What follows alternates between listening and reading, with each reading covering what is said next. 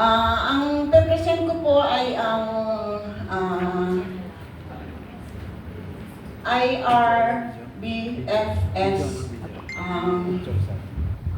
Bago po ang lahat, magpapakilala muna po ako. Ako po si Rosie F. Navarro, LFT ng Arayat. Ngayon po, ang ipipresent ko po sa inyo ay ang tungkol sa Integrated Rice-Based Farming System. Sino po sa inyo ang nakakaalam nito? Nakaka-ano na to? Sige. I-explain ko po sa inyo ang Integrated Rice-Based Farming System ay ang palayamanan.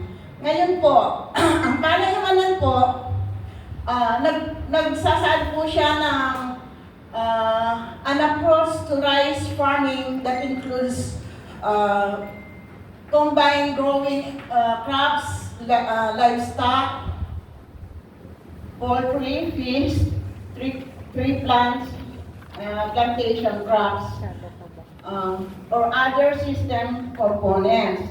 Ngayon po, sino po ang nakaka-relate dito sa ating mga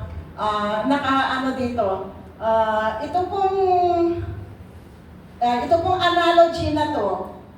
Sino po ang nakakaalam nito? Sir?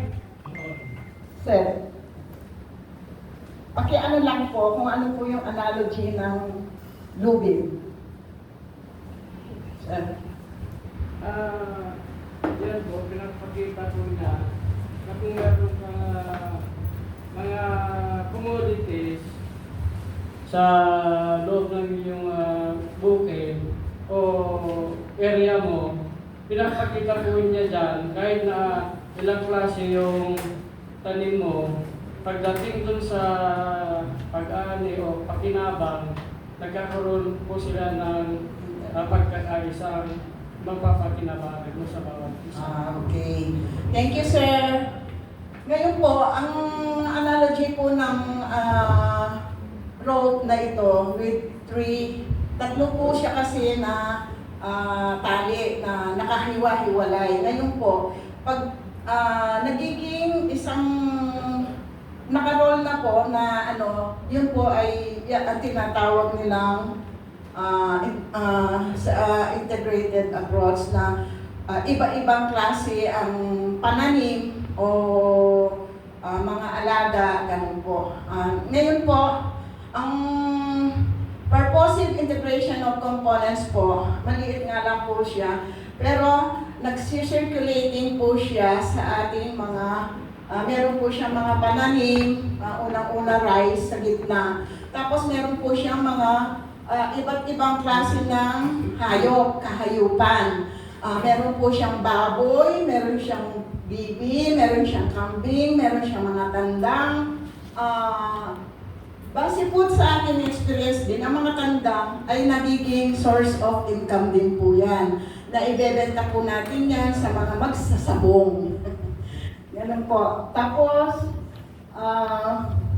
integrated rice-based farming, ang pinakaano po niya yung sa integration. Integrated, ito po, rice-based farming system, tapos rice integrated crop management. Ang sa integrated rice-based farming po ay sa palayamanan. Ang dito naman po sa rice integrated crop management system ay sa palay check system. Ngayon po, integrated rice farming system ay eto po, ang palay, ibig sabihin, hard work. Ang kaalaman, ibig sabihin, knowledge and skills. Ang kabuhayan, ibig sabihin, farming ventures. Ang kayamanan, ibig sabihin ay prosperity.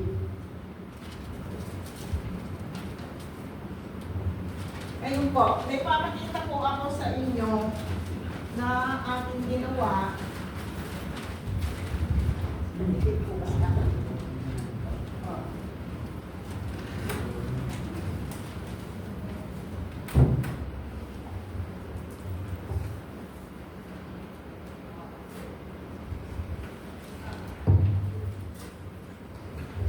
meron po akong ginawa na visual aids tungkol sa payamanan. Palayamanan. Integrated rice-based farming system, ibig sabihin po, ang palayamanan, nakita po ninyo siguro, nakarating na po kayo sa likod, karamihan sa inyo. No? Ang palayamanan ay naglalaman ng ating mga iba't ibang uri ng pananim, kahayupan, at mga flowering, pwede rin po. Ay ito po dito sa may entrance niya ay ang buslo. Tapos makikita din po natin dito iba't ibang klase ng, kaya lang po yung ano natin, wala pong tanim, yung aquaculture. Tapos dito po meron naman siya mga tanim, dito mga fruit trees, meron po silang mga, ito po meron akong nakita dito, siguro hindi po ninyo napansin yon. Kasi po nung nagpipicture po ako sa taas, napansin ko po yon na ito pong dito, aakyat ka po dito, pero hindi mo po napapansin na itong aquaculture na ito, meron po siyang tumutulong tubig na walang tigil. Ewan ko po sa inyo, meron po nang napansin nun? Yes. Okay. Thank you. Ngayon po, ito po may sikreto po siya. Kasi po, ito pong nagawa ko na ito, iisa lang kambing po ang nakita ko na na isang kambing lang po ang ang kanilang animal. Wala pong bibi, walang manok, hindi ko po nakita yung sa bilang palayamanan. Yes, sir? Ngayon po ang circulating po ng ating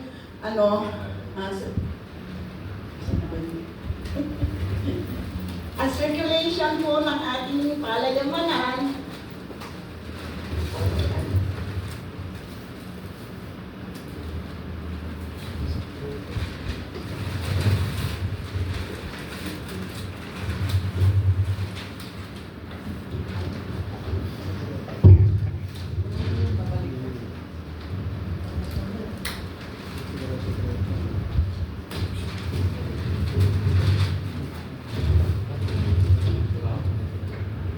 Ayan. Drawing.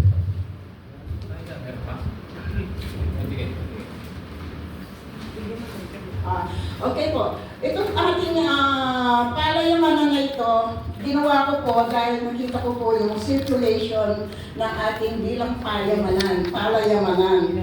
Ngayon po, meron po siyang dito, meron siyang field na sa rice, tapos meron din po siyang paikot-ikot po yan. Meron siyang duck pen, meron ng aquapan, meron po siyang fish pan, tapos meron po siyang mga gulay-gulay, tapos may mga livestock po siya. Buntis po yung kalabaw ko, kaya ganyan. Ngayon, ito pong meron siyang baka, meron po siyang mga manok, tapos ito po yung bahay nila. Ibig sabihin po niya, nagsisirculate. Meron po din akong kwento yung sa palayamanan na yan. Yung sa amin po, yung sa amin po kasi, meron po kaming palayan, meron kami, nung nabubuhay po ang mister ko, ganyan po ang gawa namin. Kaya, sa totoo lang po, sa personal na experience, na mas maganda po ang may palayamanan. Kasi po, nainggit po sa akin ng mga kapitbahay ko na kami po ay may palayan, may mga gulayan. Dumating po ang pagkakataon na kami ay nakaranas ng peligro, yun po, na po namin itong palayamanan. Based on my own experience, maganda po ang may palayamanan. Di ba po? Ayun lang po. Thank you po. Kasi nga po, ang kagandahan po ng palayamanan, hindi ko na nga po kasi naiano yung kay Mang Kanor kasi kulang na po tayo ng time. Ngayon, tungkol po dun sa experience ko sa buhay, yun nga po, parang naiinggit sa akin ng mga kapatid ko at mga kapitbahay ko dahil itong palayamanan na to, na isi-circulate po din po namin. Dumarating na po yung anihan namin, marami pa po ako nakaimbak na palay. At tapos nakakabili pa po kami ng mga gamit namin, kagaya ng mga motor, ganyan. Bilang experience ko po, itong palayamanan na to, kasi kumpleto na, dumating man ng bagyo, dumating man ng sakuna, hindi ka mahihirapan sa buhay. Hindi ka manghihingi, hindi ka mangungutang, hindi ka manghihiram. Ganun po ang palayamanan. Kasi, halimbawa naman po, si Field Rice, binagyo, kagaya po na sabi kay Macanol, sabi po, meron kang source na pwede mong ibenta, gaya ng kambing, kalabaw, baka, ganyan, mga bibi. Experience na po namin yan, ma'am, na bilang farmer, yan po ay magandang halimbawa. Kaya po inaano po natin ang palayamanan. Pinopromote po ang palayamanan. Kasi para dumating man ang dilubyo, wala po tayong pagsisisihan na hindi tayo mangungutang, ganun. Marami pong pagkukunan na pagkakakitaan. Opo, ayan. Sige po, maraming salamat po Ma'am Rosie and Ma'am Merly. Ayan, no? Sabi nga po from the word palayamanan ay mayaman ka. Ibig sabihin, hindi lang isa yung source of income, source of food, di ba? Kung for consume, Family consume. Opo, no? Purposes lang siya. So, ayun po, no? Ang ganda po ng inyong presentation, ma'am. Ang dami-dami pong larawan, illustration, and then well-explained naman po lahat. Okay po. So, hindi ko lang rin po sure kung kambing na nga lang ba meron kami. Parang last time may baboy din. May baboy ba? Opo, nung dumating po ako dito minsan na nag-ano po kami sa nag-training po ako dito, may nakita po kami yung baboy doon. Yes, kaso po nag-anniversary na, nakatay. Opo, ayun po, no? So, nakuha naman po natin kung ano po ang palayamanan. Opo. Okay, so, wala po akong question, ma'am. Okay po, so, ano lang po, shaky lang kami yung start natin dahil sa kaba, so nagkakanta utal-utal tayo. Ayan, tapos ma'am, nagustuhan ko po yung mga illustration ninyong pinakita talaga. Ang nagustuhan ko pa po dyan, parang pinromote nyo pa po yung puslo namin kahit po isang kambing lang meron. Ano po?